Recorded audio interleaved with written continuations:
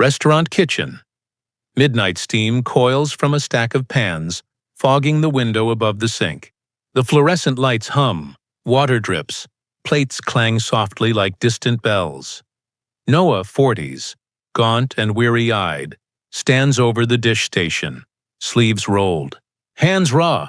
His apron is soaked, his fingers wrinkled. He hasn't spoken in hours. His back aches, but he doesn't stop scrubbing. This is rent. This is school shoes. This is dignity bought by the hour.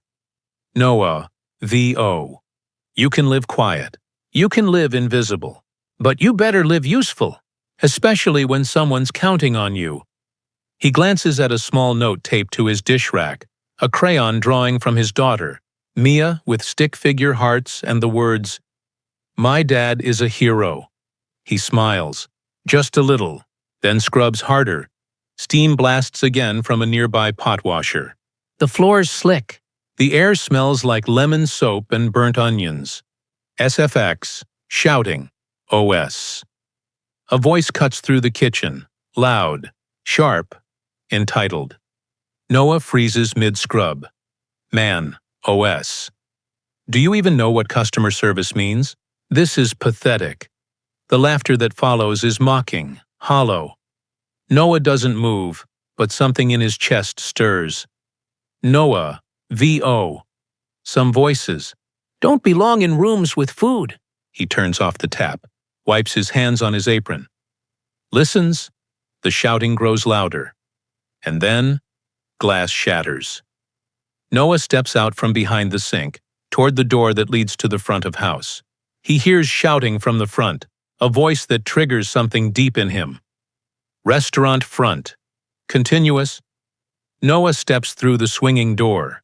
The brightness stings his eyes. Crystal glassware, white linen, polished silver.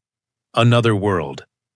At the center table, a young waitress, Emily, 20s, stands frozen. Her tray trembles. A customer in a tailored coat leans back, voice dripping with disdain. Customer. This soup's cold. Are you trying to insult me? Emily, quietly. I can bring another. Customer. Don't stutter when I'm paying more in one meal than you make in a week. The words hit like plates shattering. The dining room stills. Noah watches from the shadows. His jaw clenches. He wipes his wet hands on his apron and walks forward. Noah, sir. She didn't cook it. She just brought it. The man turns, surprised to be addressed by someone in soaked dish gloves. Customer. Excuse me? Noah. If you want hot soup, she'll get it. No need to burn her for it. Gasps whisper across nearby tables. Emily's eyes widen. The man's smile is thin, surgical. Customer. And you are Noah. Someone who cleans your mess when you're done eating. A pause. The man studies him. That smirk sharpening, customer brave and stupid. He stands, brushing imaginary dust from his coat. Customer. Quietly, as he passes. You'll regret this. He strides out, doors swinging behind him. The restaurant exhales, but Noah doesn't.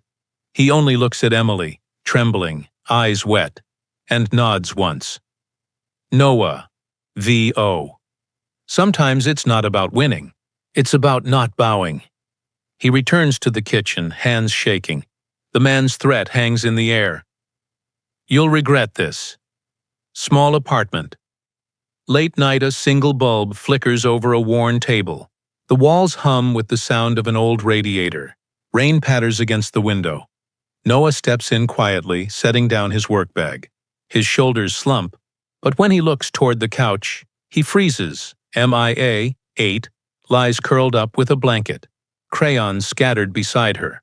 A pot of soup sits on the table, steam long gone cold. Next to it, a small paper cutout.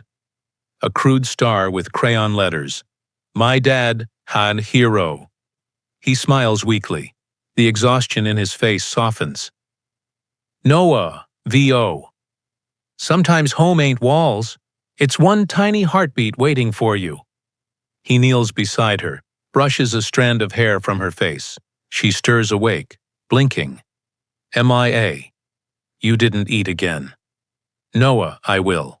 Just late. Kitchen ran long. MIA, so I made you soup. Tomato. The kind you like. I kept it warm, but… Yawns. It got tired of waiting. Noah chuckles softly and sits at the table. He takes a spoonful, the flavor bland but sacred. MIA. Conti D. Did you fix the plates again? Noah. Something like that? She yawns again, half asleep. He lifts her into his arms and carries her to bed. MIA, whispering. You're gonna make everything better someday, right? He hesitates at the doorway, looking down at her. Innocence against cracked wallpaper. Noah. Yeah, baby girl. One day I'll make it better. She smiles, drifting back into dreams. Noah stands there, eyes glistening, holding her star badge in his hand. He promises her that one day, things will be better, even if he doesn't know how. Staff room, next evening, a narrow room behind the kitchen. Rusted lockers, coffee burned into the pot. Jackets hang like ghosts on broken hooks. Noah sits alone at a corner table, lacing up his non-slip shoes. His hands still ache from the night before. Emily enters, clutching a to-go cup. She avoids eye contact at first, then walks over. Emily. Hey, you didn't have to do that. Noah. I didn't do anything brave. Just decent. She sits across from him, visibly shaken. Emily. After he left, the maitre d' made a call. Quiet, fast. I don't think he was just some rich jerk. Noah. You think he was corporate? She nods, whispering, Emily. I heard someone say he's connected to ownership, maybe one of the silent partners. Noah. He didn't act silent. SSFX. Locker door, slam chef. Lorenzo, 50s. Tattooed arms, sharp eyes. Steps in and grabs his apron from a hook. He looks at them both for a long beat. Chef. Lorenzo. You two still got jobs tonight. I'd keep it that way. Emily lowers her eyes. Lorenzo walks over, leans closer to Noah. Chef Lorenzo, quietly. You want to fight the rich? Do it somewhere else. This place is owned by ghosts in suits. Noah. You mean him? Chef Lorenzo. I mean people who don't show their face unless they're measuring who bleeds. He walks out without another word. Emily exhales. Emily. We should keep our heads down. Noah nods. But inside, something shifts. The head chef warns, this place is owned by ghosts in suits. Restaurant floor. Next night. The Friday crowd hums. Wealthy patrons clink glasses, silverware dances on porcelain. Staff move fast, polished and precise. Noah works silently in the back kitchen, sleeves rolled. He rinses a tray when Emily rushes in, cheeks flushed. Emily, he's back. Noah stops mid-scrub. Emily, Conti. The man from the other night. Same coat, sitting in the VIP section. No reservation, just sat down like he owns the place. She's shaking again. Noah dries his hands slowly, tension creeping in. Noah. Maybe he does. Int VIP dining area, moments later. The man, now in a dark gray suit, collar slightly open, sits alone, sipping water with practiced calm. No phone, no menu, just watching. Around him, guests glance nervously. The maitre d' won't meet his eye. Emily walks toward the table, tray in hand, but stops, frozen. The man doesn't even look at her. Emily, quietly. I can't. I'm not doing this again. Noah, OS. I got it. He steps beside her, taking the tray. Noah, Conti D. He wants water. I know how to pour it. She nods, grateful but afraid. Noah walks across the room, each step measured. Quiet. He sets the glass down gently. The man finally looks up. Customer. You again. Noah looks like it. The man smirks. Just a flicker. Says nothing more. Noah turns and walks back toward the kitchen. Behind him, the man watches and reaches into his coat pocket, pulling out a small leather notebook. He writes something. The waitress refuses to serve him. So Noah steps in. VIP dining room. Moments later, candlelight flickers. A violin hums faintly over the speakers. Noah returns with a fresh glass of water, crystal clear, glistening like still truth. He places it gently before the man, who leans back, fingers tented, eyes unreadable. Customer interesting career shift. Dishwasher to table service. Noah wasn't table service. It was water. The man studies him. Customer. And yet, you carry yourself like a man who thinks he deserves more. Noah doesn't answer. He just adjusts the napkin on the corner of the table. Meticulous, quiet. Customer. Conti D. Most people in this place wear masks. You included. Noah. Maybe. But I don't talk through mine. That lands harder than expected. The man leans forward slightly. Customer. Do you believe kindness gets you anywhere? Noah. No. But it keeps me from going places I don't want to be. A pause. The man lifts the glass, sips slowly, then sets it down with a precise clink. Customer. Everyone plays a role. Noah. Even the silent ones. Noah's brows twitch. He never gave his name. Noah, enjoy your evening. He turns, calm but stiff, and walks back toward the kitchen, past whispering guests and stunned waiters. Behind him, the man opens his leather notebook, clicks a pen, and begins to write. Noah reaches the kitchen, exhales, and reties his apron. Noah, V.O. I don't need to understand him. I just need to keep my hands clean. Steam rises. Plates pile. The weight of silence thickens. The man watches Noah return to dish duty and writes something in his leather notebook. Elementary school. Day Noah sits in a too-small chair across from Principal Jennings, a kind woman in her 50s with tired eyes and a sympathetic tone. A small paper cup of coffee sits untouched between them. Principal Jennings. Mr. Carter. Mia is a bright, sweet girl, but yesterday some of the older students made comments about her shoes. Noah stays silent, jaw tightening. Principal Jennings. Conti D. They're worn down, coming apart at the heel. It's not her fault, of course, but kids can be cruel. Noah finally speaks, voice low. Noah. She didn't tell me. Principal Jennings. She probably didn't want to worry you. He looks down at his hands, cracked from dish soap and steel wool. Principal Jennings. Softly. We have a family assistance program. Confidential. No forms to fill. We can buy her a new pair discreetly. Noah shifts uncomfortably. Noah, I appreciate that. But no thank you. Principal Jennings, Mr. Carter. Noah, she's proud of me. I want her to stay that way. The principal nods, not pushing further. Flashback. In T. Apartment. Night. Past. Young Mia spins in new shoes, too big for her, laughing. Young Maya? I feel like I can fly, Daddy. Noah. Smiling. That's because you can. Back to present. School hallway. Noah exits the office. Outside, Mia waits on a bench, humming softly to herself. He kneels, lifts her foot, and inspects the sole. Torn, peeling, damp. He says nothing for a long beat. Then, Noah. We'll fix this ourselves. He stares at the cracked sole of her shoes and whispers, We'll fix this ourselves. Kitchen. Evening.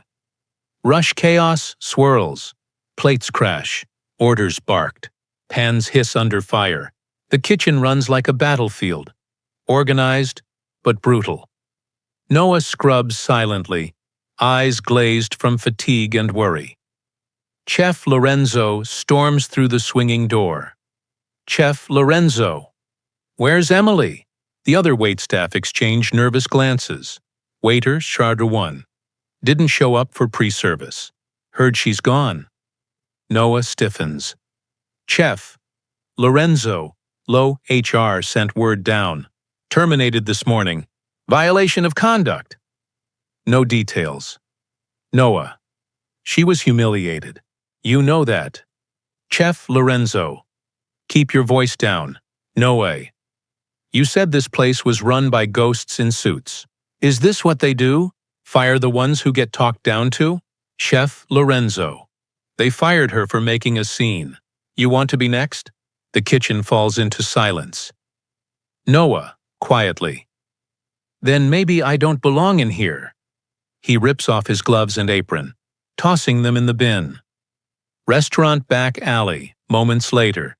Noah pushes open the rear exit. The alley cold and quiet. Trash bins line the wall. Steam rises from the vents. Behind one dumpster, half hidden in the shadows, Emily sits on the ground, coat wrapped tight, eyes swollen, crying silently. Noah approaches slowly. She doesn't look up. Noah, I'm sorry. Emily, without looking. Don't be. You were the only one who said anything. He sits beside her, both of them silent under the neon restaurant sign blinking above like a heartbeat. Noah walks out mid-shift and finds her crying by the dumpsters. Back alley. Night rain begins to fall. Not heavy, but steady. Cold and soaking fast. Emily still sits against the dumpster, knees drawn in, mascara smudged. Noah stands beside her, silent, face tilted slightly toward the rain like he's trying to feel something again. She shivers. He unzips his only winter jacket, frayed at the cuffs, patches on the elbows, and gently drapes it over her shoulders. Emily. Noah. You don't have to. Noah, I do. She clutches it close. Emily. I just wanted to do my job. That's all. Noah, and you did. With more dignity than the guy who fired you. A pause. Noah, Conti D. Sometimes, you've got to choose being right over being safe. They both sit there in the rain for a long moment. Emily. Do you think they'll do the same to you? Noah, probably. Maybe worse. She turns to him, eyes searching. Emily. So why not stay quiet? He shrugs, then looks out toward the open street beyond the alley. Noah. Because Mia needs to know her dad stood for something, even if the world didn't clap. The rain thickens. Neon reflections stretch along puddles like bleeding lights. SFX. Engine approaching. A luxury black car glides down the alley, headlights cutting through the dark like judgment. It slows. The windows are tinted. Noah stands, shielding Emily instinctively. The passenger window begins to roll down. A car slowly pulls up beside them. It's the rude man. Back alley. Continuous. The car idles. The rain hisses off its polished hood. The passenger window lowers slowly, revealing the man from before. No longer in disguise. His tie loosened, his tone unreadable. And you always this dramatic, Noah? Noah doesn't flinch. Noah, you always this cruel? The man chuckles, calm, controlled. Man, I wasn't cruel. I was observant. You just don't like what I saw. Emily shifts beside Noah, uneasy. Man, Conti D. You think I came in here to eat soup? Noah. I think you came in here to humiliate someone you knew couldn't talk back. The man steps out of the car, umbrella snapping open above him. Man, I own the majority stake in that building. Every table, every plate, every paycheck. He walks forward, stopping just in front of Noah. Man, Conti D. You know how I learned who to trust? Noah doesn't respond. Man, by pretending I didn't matter, seeing who bowed, who tripped, who stood. His eyes pierce through the steam of the rain. Man, Conti D. You stood. That makes you dangerous.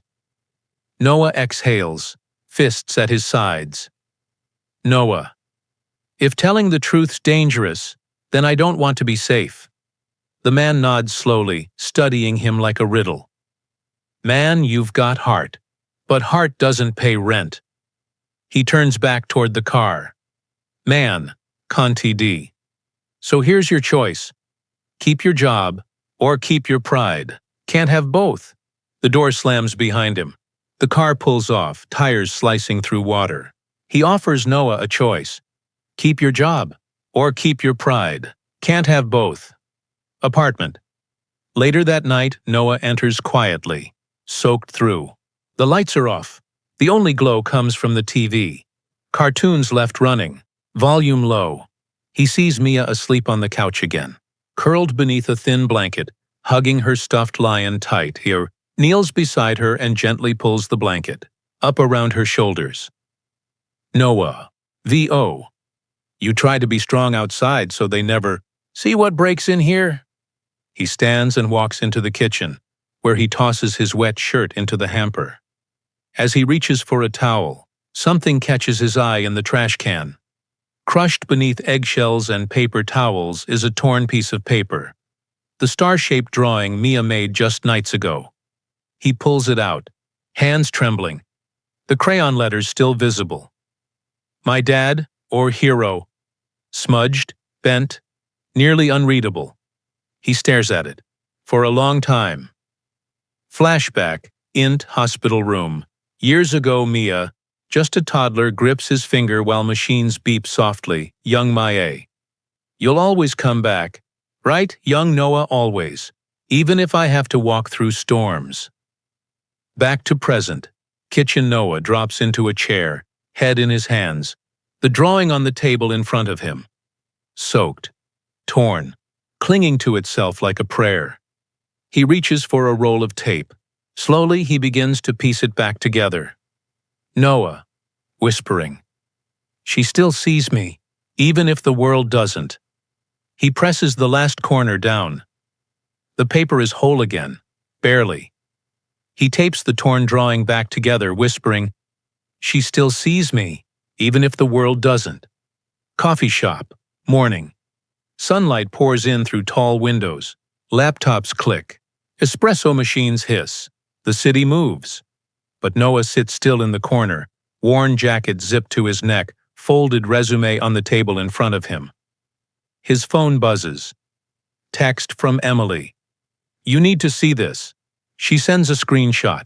An online article from a well-known food critic's blog. Headline. Behind the curtain. A dishwasher who defended dignity in silence. Noah scrolls, eyes narrowing. Article excerpt. I dined anonymously last week at one of the city's most pretentious restaurants, but the richest taste came not from the menu, but from a man in an apron, a dishwasher, who stood between cruelty and kindness like a wall no one saw coming. The image shows Noah in the background, blurry, half-turned, pouring water with quiet grace. Noah, V.O.